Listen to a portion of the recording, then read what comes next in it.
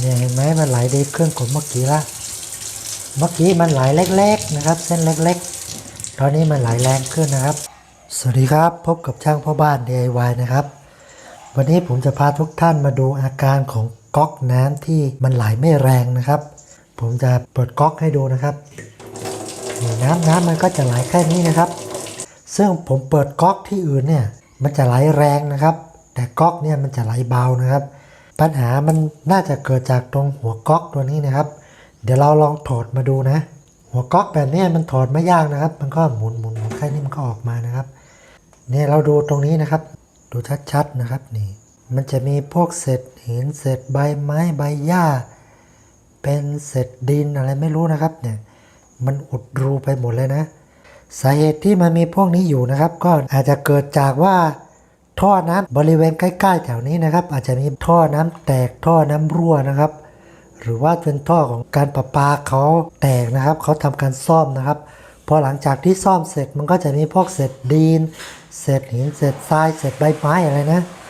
มันก็จะไหลมาทับท่อนะครับซึ่งเมื่อวานเนี่ยแถวบ้านน้ำมันจะหยุดไหลนะครับเวลาถ้าเกิดว่าน้ำมันหยุดไหลเนี่ยสักชั่วโมงหนึ่ง2 ชั่วโมงแล้วมันก็ไหลกลับมานะแสดงว่าอาจจะมีคนซ่อมท่อประปานะครับหรือประปาเขามาซ่อมเองนะครับพอน้ำมันไหลมาใหม่ๆเนี่ยเราต้องเปิดน้ำทิ้งไว้สักพักหนึ่งก่อนนะครับแล้วค่อยเปิดน้ำมาใช้นะครับอาจจะมีเศรษฐกรอะไรเข้ามาด้วยนะครับแล้วมันก็จะมาติดก๊อกอย่างเงี้ยนะครับเพราะฉะนั้นเราก็ต้องเอาพวกนี้เคาะมันออกก่อนนะครับก็วิธีล้างเราก็แค่เคาะให้พวกเศษน้ำมันออกไปเฉยๆนะครับเริ่มออกจากหมดแล้วนะครับ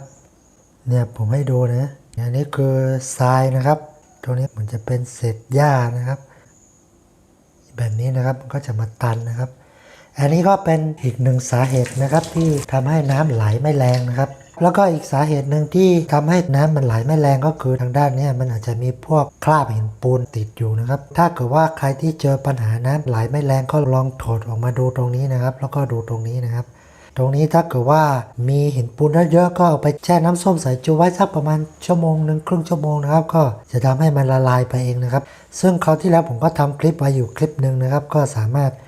ย้อนกลับไปดูคลิปย้อนหลังได้นะครับโอเคเดี๋ยวเราก็ใส่กลับไปนะครับเนี่ยเห็นไหมมันไหลดีขึ้นกว่าเมื่อกี้ละ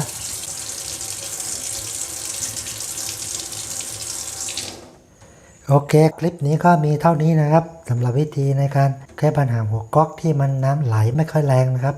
แล้วก็ทำง่ายๆอย่างที่ผมบอกนี้นะครับก็มีแค่นี้นะครับ